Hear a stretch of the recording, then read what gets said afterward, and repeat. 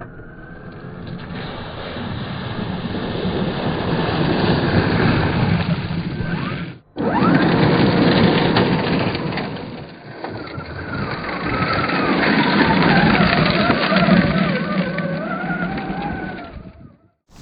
and welcome to Quiet RC. As usual, I'm Rob. Today we're here to talk about the upgrades that I've done to my Tamiya XV-02 Pro. And we'll find out if they've helped me at all. In a way, I think just doing upgrades helps me. At least it helps the economy.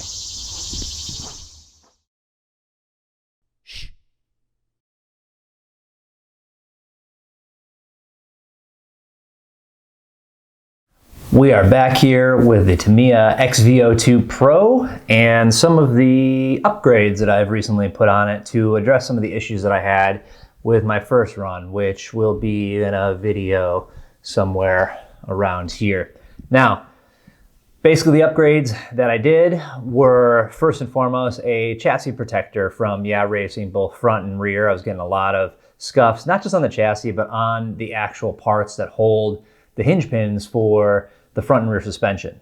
The next thing that I wanted to address was some of the body roll that I was getting taking some of the turns. It does sit up pretty high. Again, I still think I want to lower it a little bit, maybe put some fuel tubing or on the actual shafts of the dampers to lower it down a little bit because you don't have a droop adjustment here. And what's happening is as it comes out, it was pulling too far out on the drive shaft, but we'll get to that part too. So I got the stabilizer bar set. It actually comes as kind of two pieces because you need the actual front and rear stabilizer or sway bar set. Plus you need the collars that go on the stabilizer bar to keep it moving from side to side when it's in there. And the last thing that I got, the most complicated thing, was what Tamiya calls a double cardan drive shaft. And what that is kind of like a CVD, but a little bit more complicated because it actually has two flexible joints along the way. My thought was that one of the issues that I was having is the drive shaft was coming out of the drive cup in the front because it really needs to be 1 millimeter longer. That's really all you need to keep it in there. And one of the times it was happening was on full wheel lock that was getting so close to the edge that it was just popping out. So I was hoping that would kind of address that situation. The frustrating thing about the double cardan drive shaft set is that it actually comes in 4 different packages. Now, I think you can get them all together through one part number. Maybe I'll look that up. But the way I purchased it was 4 different shafts. I think I even had to get it from 2 or 3 different retailers to find all the different parts. Now, ultimately, that's good because as I went to rebuild the diff after running it not too long ago, I did manage to lose one of the pins of the double cardan. I was actually able to just buy that one package. So that part was nice. So what you have is you have the actual drive shaft, you have the axle, the part that actually the wheel attaches to, goes through the hub and the wheel attaches to. And then you have the collar that goes over those double joints. And then you have the pins that hold the whole shaft together and the little spring collars that hold the pins in place. Oh, real quick. Make sure you take a second to like and subscribe. And of course, leave a comment down below if you think anything I'm doing here is awesome or not. So the first thing we do is we have to take apart the original drive shafts that came with it. So we just are able to kind of pop off the upper links for that, bend it out, and you can pull it right out. As you go to put it back together, one thing you'll notice, and I had actually found a blog post on somebody doing these double cardan shafts on the XV-02, and in a case where you really need to read the instructions and also retain some of it, I missed, or maybe I did see it and just didn't process it when I went to go put all this together. You actually need to buy a pair of thinner bearings for the hubs. So your standard bearings up front there are 4 millimeters thick. The ones that you actually need are 3 millimeters because of the real estate that these drive shafts take up. So I went and built the whole thing and got to that point and realized I couldn't actually get the pin through on the outside of the axle to hold the wheel hub in place and everything like that. And I thought I could get clever and grind some of it down, and maybe then I started screwing around with grinding down the inside to try and bring that bearing a little closer together. But ultimately, I just ended up destroying one of the hubs, the steering hubs. Had to order a new set, which is fine. I just upgraded to the carbon fiber reinforced or the fiber reinforced steering hub. And I also ordered the correct size bearings that I needed. So that put a pause on the whole project while I waited for all that stuff to arrive. So you can see here the comparison between the standard bearings and the correct ones that you're supposed to get.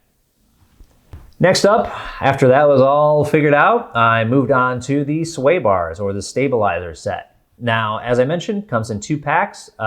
You do need to get these stoppers that stop it from moving from side to side once you've installed it. These are put together like most other stabilizer sets that I've put together. Sometimes you're lucky and they kind of make just one little connector, but with this, it was 2 ball ends per corner. And you also need to trim the ball ends a little bit to get them to fit over the threaded rod that you're using. But once you put all that together, everything just kind of clips into place. They give you all the measurements, and like good Tamiya instructions do, there's plenty of 1-to-1 scale, so you can just hold it up to it. Or if you feel more comfortable using calipers like I did, then you can just do that.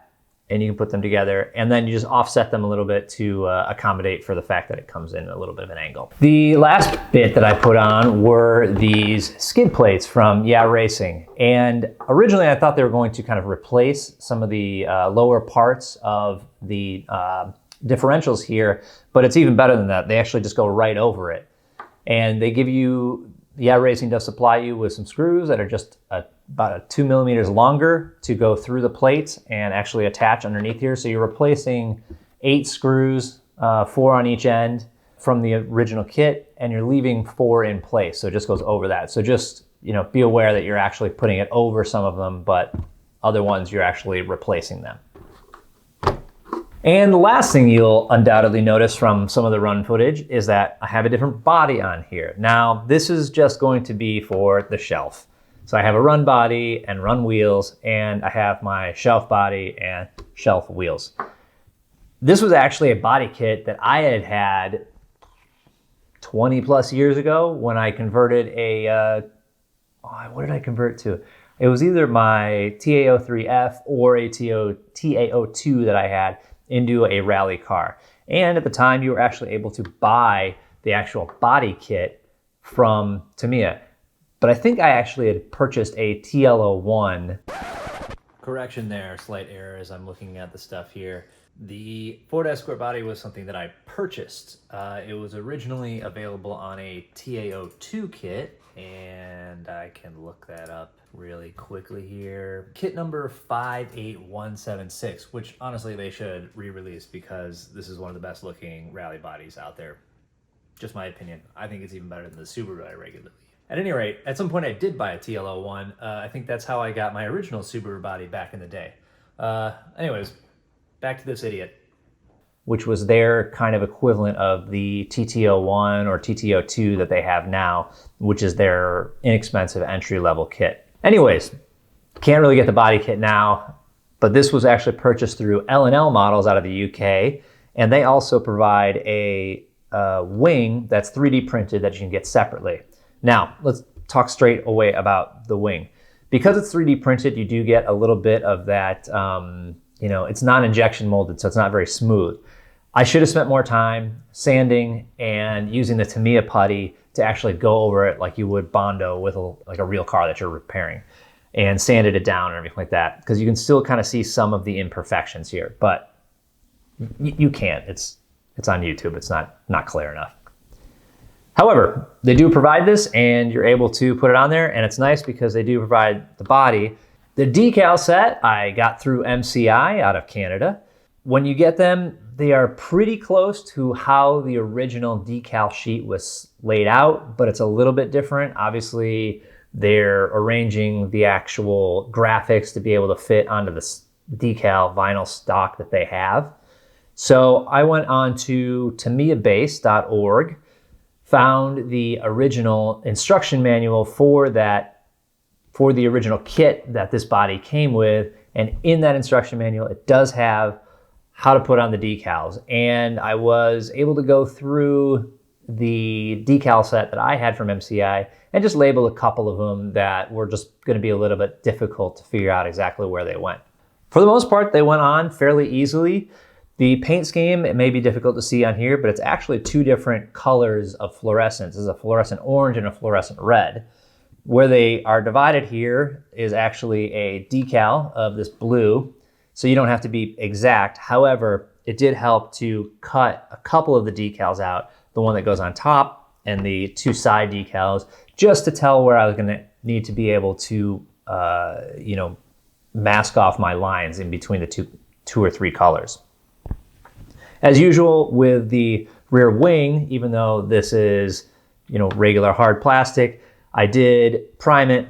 I painted it with Tamiya PS white, and then the Tamiya PS fluorescent color, not the TS, and then clear coated it so it comes out close to exactly the same color. Although I think I should have done another coat or two of white because some of the gray primer darkened this up a little bit. Finished it up with a little body panel lining, and I think it looks spectacular. I mean, it looks great on the shelf. I'm planning on getting some of the OZ Racing Wheels decals to go on the actual wheels itself. When I did take this out, again, I put the gold wheels from a Subaru kit that I had and put the Subaru body that I take out for running this particular car. Right away, that drive shaft popped out. And I just kind of thought, like, is this all I'm gonna get? I mean, I'm gonna get 30 seconds of runtime out of this. I stopped, popped off the upper link, put it back into place, snapped it back on, and actually the entire time I was running, it never came off again. So I don't know if I've really fixed the issue or if I just was more careful driving or if I just happened to hit it just right to pop it out. But the other issue might be is that from it being popped out the first time, I might have damaged the drive cup a little bit. And again, it's down to fractions of a millimeter of how close it clears.